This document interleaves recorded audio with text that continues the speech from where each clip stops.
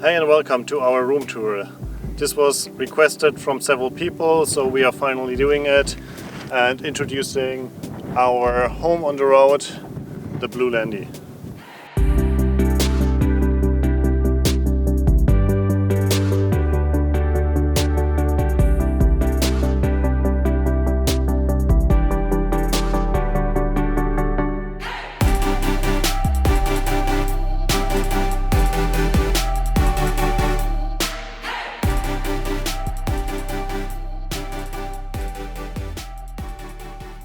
We are traveling with the Land Rover Defender 110 TD5 from year 1999.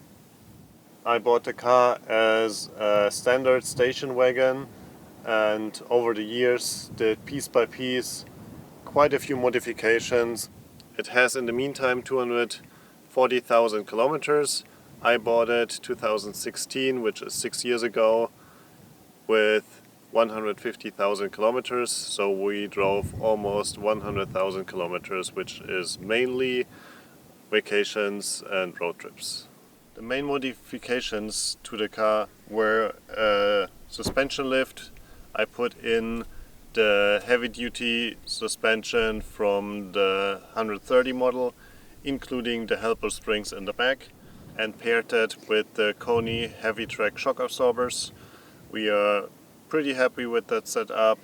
It fits our weight and the ride is quite comfortable. In addition to that, we fitted bigger tires. We are on 265/75 R16 BFD Goodrich all-terrain tires. Before we had the mud-terrain tires, but for that trip where we spent quite a few kilometers on the road, we chose all terrains. The main and major modification is the Poptop, which we got from X-Vision X, that we have since 4 years, and we are pretty happy with it.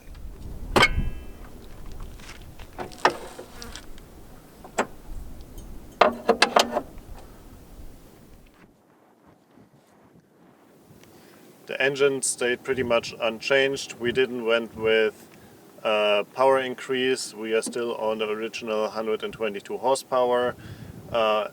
Every once in a while I wish we had more, but then in the hot climates it's really good because temperatures are really stable and the engine performs quite well. At the drivetrain, we went with a transmission oil cooler and a bigger oil pan for the transfer box to keep temperatures down there as well. To take care of the vibrations we got due to the suspension lift, I fitted a wide angle prop shaft in the front, which did the job quite well.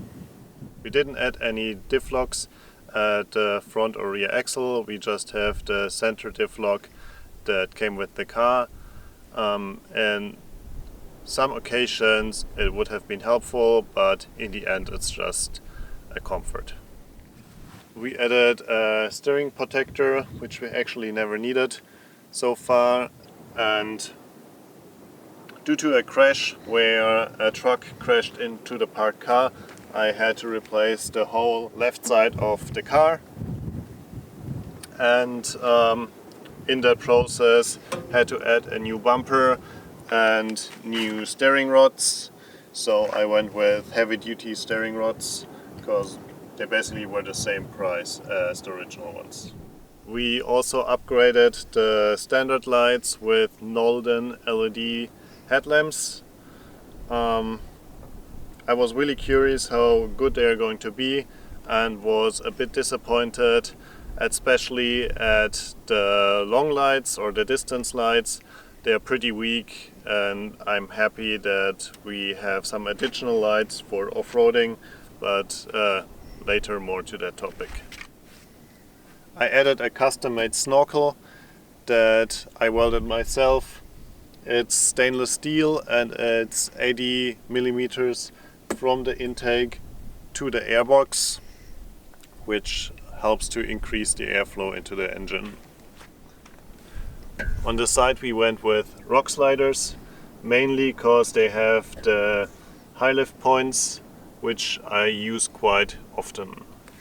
Below I added a storage box which holds our compressor. I couldn't find a place for the compressor inside the car, so I had myself inspired by big trucks which normally have stuff underneath the floor. I went with a no-name compressor and I have that since 5 years. It's actually doing the job pretty well.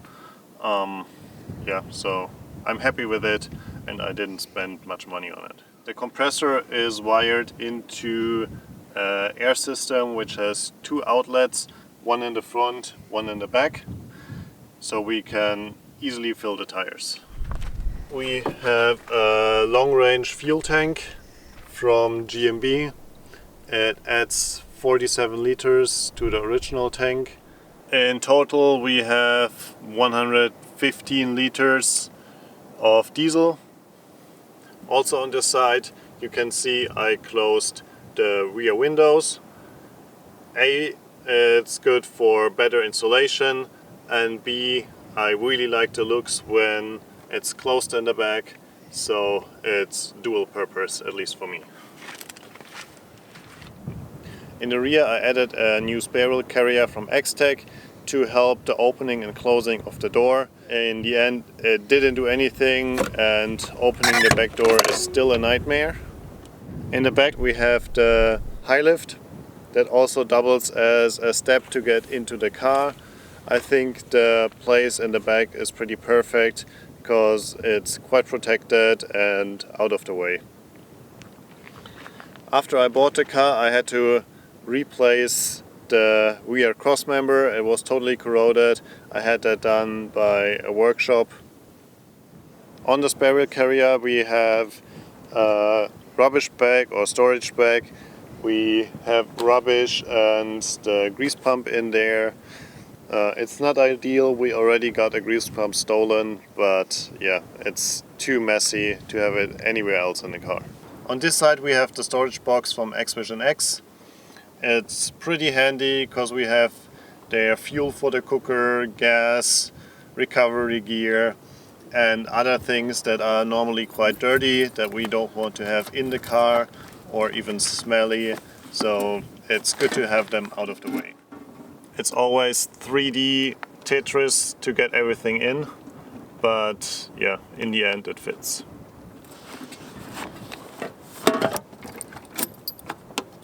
On this side we have our sandboards that are used quite a bit, and a shovel to get the car out of the sand or go to toilet.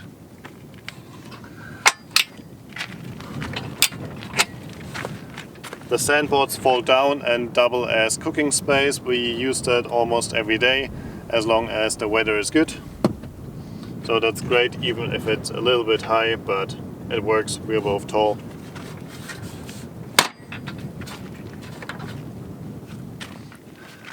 On the top we have the Rhino Rack Foxwing or Batwing awning. It's 270 degrees and it opens over the back as well. We don't use it that often because it's a pain in the ass to set it up and put it together.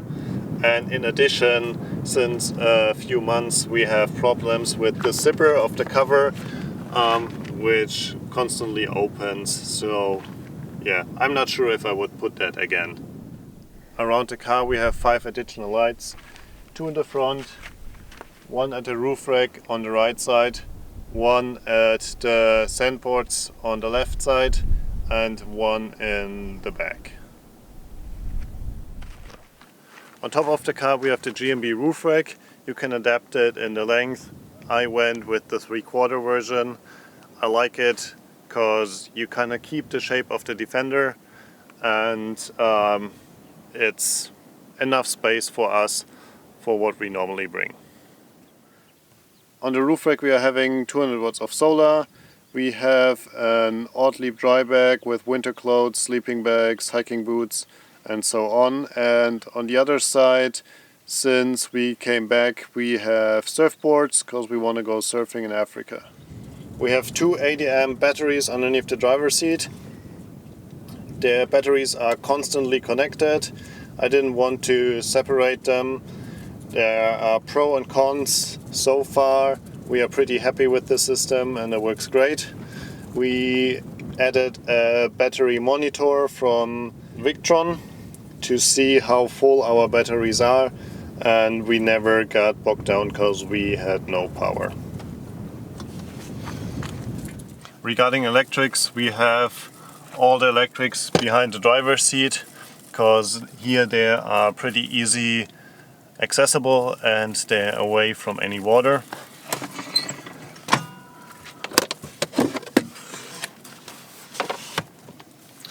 We have the main fuse box for everything that was added to the car. We have the solar charge controller, which runs with the 200 watt of solar that we have on the roof, and we have an inverter for 250 watts. It's just a small one to charge laptops and other things. We don't bring big electronics. Everything that I fitted regarding to the electrical system is from Victron. We are not sponsored from them, but I really like their products. They're reliable and I use them in several solar systems.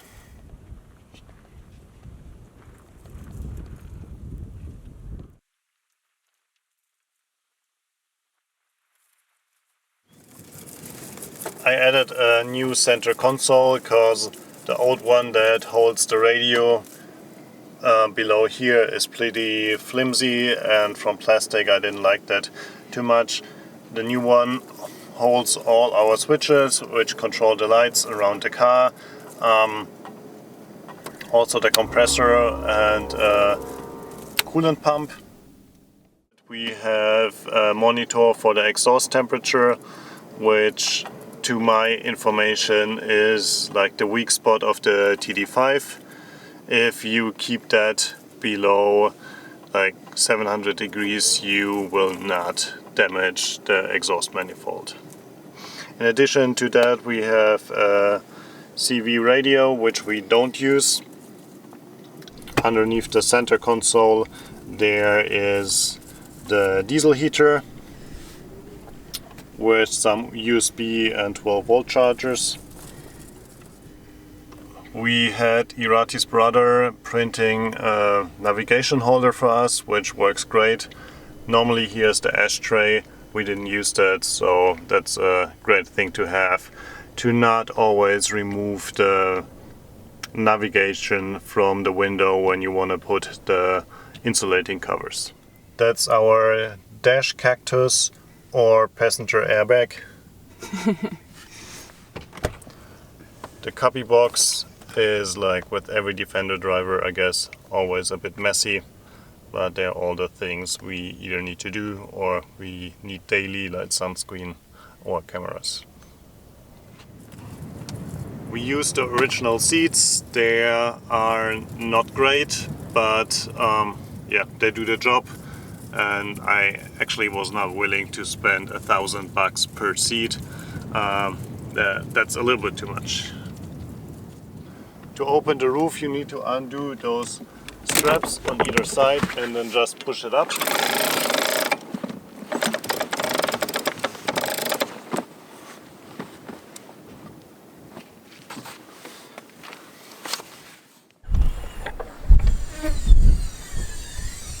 Our roof load is pretty heavy, so normally the roof would just need a tiny push, but due to the stuff we have on the roof, it's a bit more difficult.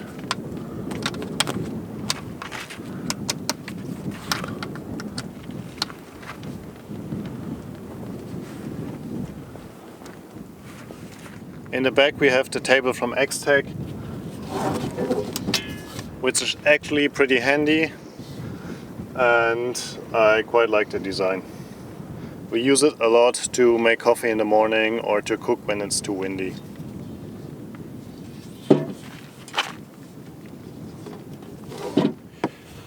We have a 15mm floor plate which is water resistant, with a hatch to access the fuel pump and some airline rails to attach things in case we want to bring something bigger in the back. This is our second interior build. Before we had another one that fitted the purpose of not having a pop top. We did the design completely ourselves and we built it also together in several months of a lot of detailed work. For the interior we used a flight case system with 7mm birch and aluminium profiles. In general we went with the typical Defender layout to have a bench on the right side, and on the left side there is a higher furniture with a lot of storage. As we did the design, there were several things really important for us. We wanted to have a place to sit down inside and eat or cook when there's bad weather. We wanted to have access to the water inside, and we wanted to have the possibility to sit down while the other one is in the bed. So basically create two rooms in the tiny space of the Defender. To eat inside we have the draw-out table, which has storage inside where we can store flat things like books and so. Here in the back we have the countertop, which is awesome. I can stay and work here. 99% of the time we sleep up here in the bed, which is great. It's really comfortable with the normal bed frame. Even if the mattress is only 10 centimeters, we sleep great up here. We have 120 to 2 meters in both sides. We have windows with mosquito nets. In addition, we added some little insulation which helps when you get sun in the morning or when it's cold during the nights. In the back we have a cover and a mosquito nets as well, which comes in handy when it's really hot. We still have the original sunroof, which also gives us a little bit of airflow but doesn't have mosquito nets, so we cannot open it always.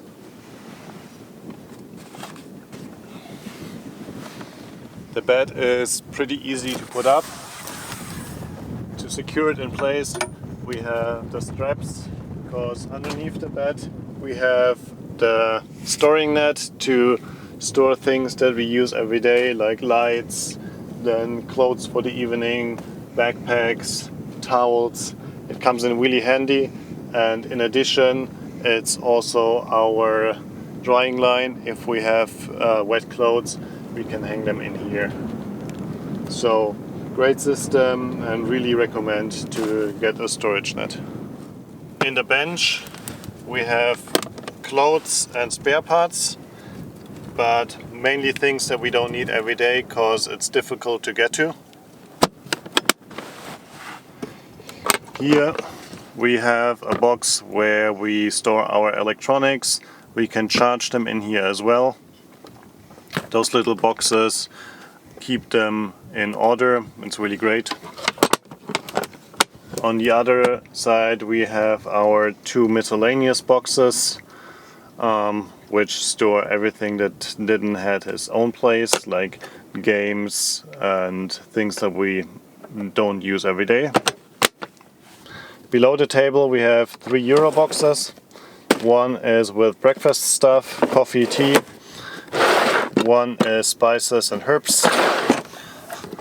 And the third one is our bathroom. Below there are 3 Euro boxes with lids where we have mainly clothes that we use every day because they're pretty easy to get to. On the bottom there are mainly the heater silencer and heater pipes with 2 outlets. that spread out the air in the car pretty good. In the back we have the control panel for all the lights and for the inverter and the outside light. And here there's a carbon monoxide sensor in case the heater has a malfunction, so we stay safe. In addition, we have a sink which is fed by a 50-liter water tank. We have in here, I wanted to have an interior water tank because we also plan to go to colder climates so the tank doesn't freeze. We have water on the outside, which is pretty handy to cook or to clean hands and other things. On top of the water tank there is our kitchen compartment where we have everything for cooking. We can access that from inside and from outside, so it's pretty handy and a really valuable space in the car. In general, our water system consists the 50 liters that we have here. Then we have an additional 20 liters in the Lifesaver jerry can, which filters the water. That's what we mainly use to drink. And on the outside we have a 40-liter pipe which acts as our shower. So in total we have 110 liters of water, which is really great and lasts us roughly a week. On this side we have our 32-liter angle fridge. It's on a slide out.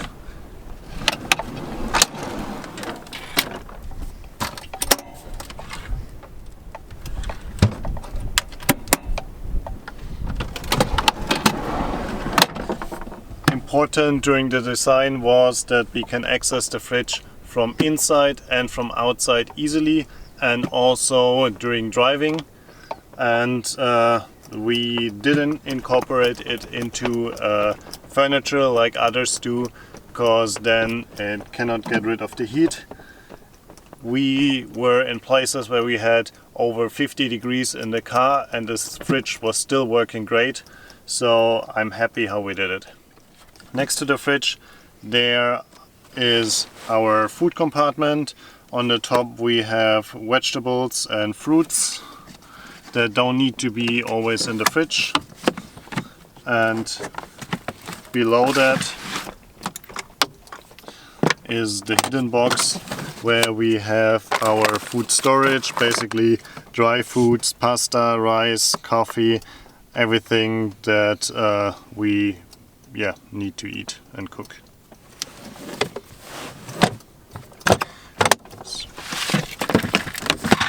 During the times we cannot sleep up in the tent because either it's too windy, we have terrible weather, or we don't want to draw any attention in a city or somewhere else. We can also sleep down here. That's why we have those two additional pillows here, and behind that a wooden board which goes in here, which we will show you in a second.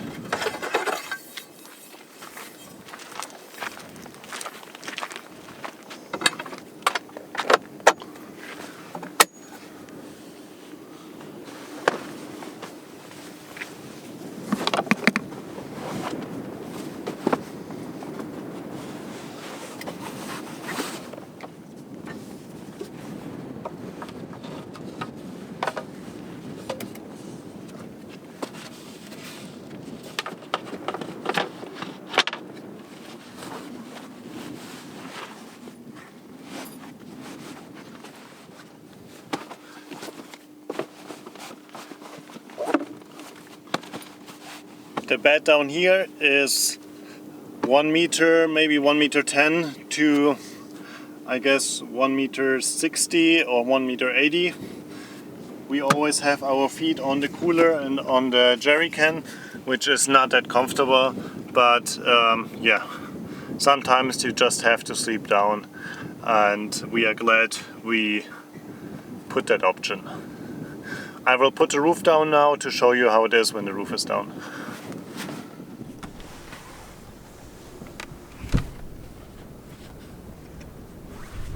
So it's just enough space for the both of us, and we used it only a couple of times, but then it came in handy.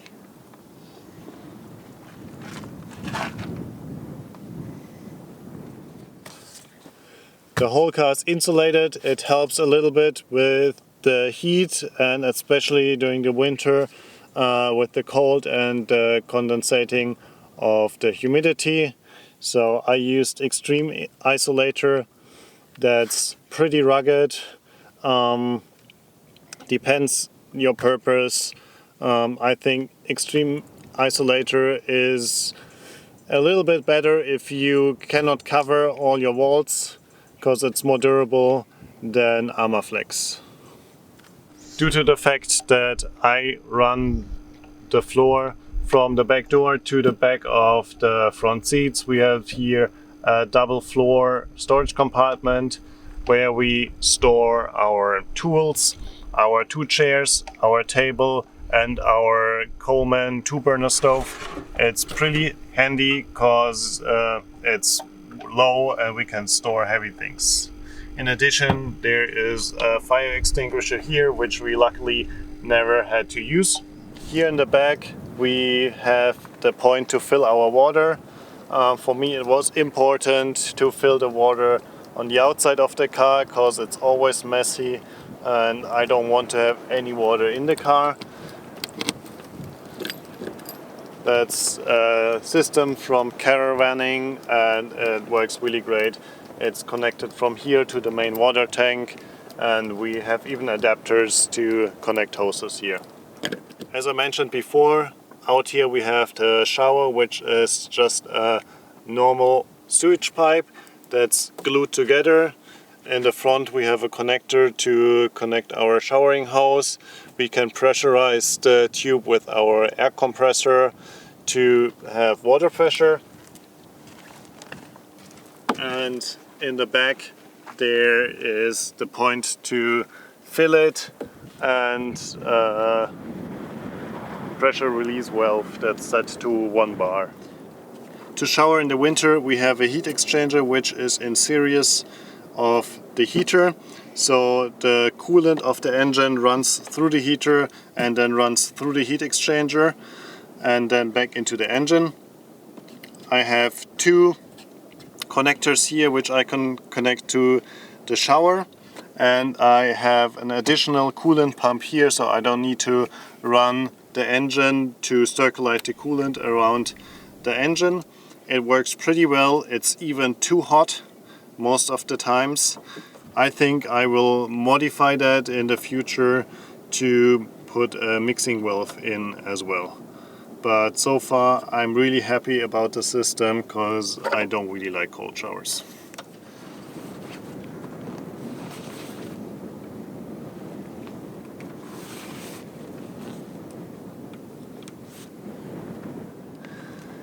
This was our room tour. I hope it was interesting for you and you got some ideas how we found solutions to problems we encountered during our build.